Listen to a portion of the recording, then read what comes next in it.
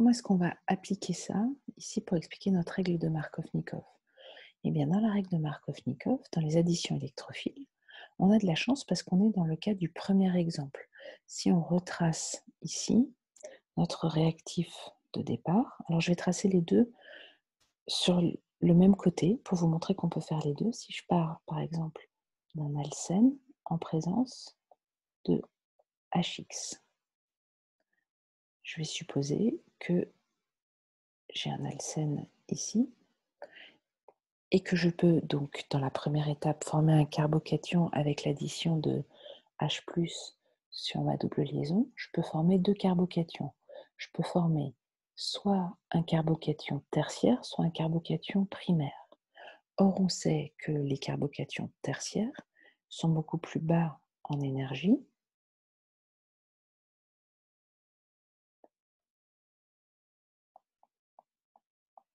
que les carbocations primaires.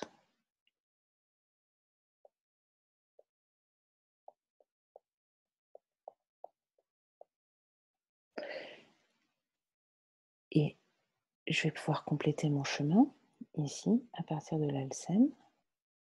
Je vais avoir un état de transition comme ceci.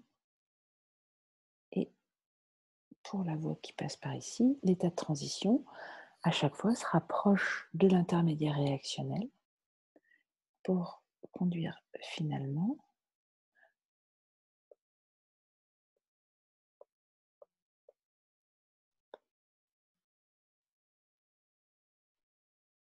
à des espèces qui sont proches au final en énergie. Deux halogénoalcanes entre lesquels il n'y a pas forcément de grande différence.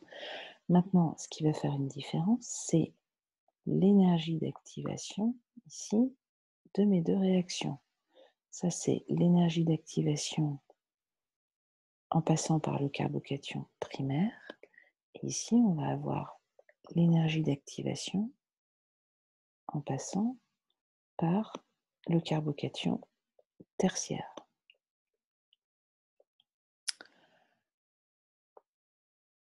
On va donc maintenant pouvoir compléter le raisonnement. Donc, première étape, la réaction est sous contrôle cinétique. Donc, c'est la comparaison des cinétiques des deux réactions qui donne la proportion des produits obtenus. L'étape cinétiquement déterminante est la réaction qui forme le carbocation où l'on protonne la double liaison. On va donc devoir raisonner sur la première étape. Le carbocation tertiaire est plus stable que le carbocation primaire, ce que j'ai dessiné ici. On peut donc positionner les deux intermédiaires de réaction. Et ensuite, grâce au postulat de Hammond, on peut positionner les états de transition et donc déterminer les énergies d'activation. Et pour finir, maintenant qu'on sait que EA1 est plus grand que EA3, la loi d'Arrhenius va nous permettre de comparer les constantes cinétiques de réaction, donc savoir quel est le produit qui se forme le plus vite, et donc quel est le produit majoritaire à la fin. Donc EA3 est plus grand, est inférieur à EA1.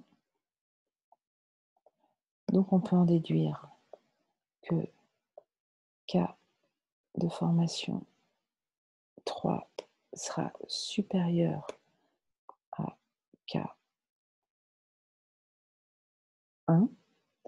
et donc que le produit qui est formé par le passage par le carbocation primaire sera minoritaire par rapport à celui qui est formé en passant par le carbocation tertiaire. Donc celui-ci sera le produit majoritaire, alors que celui-ci sera le produit minoritaire. Et on retrouve bien notre règle de Markovnikov.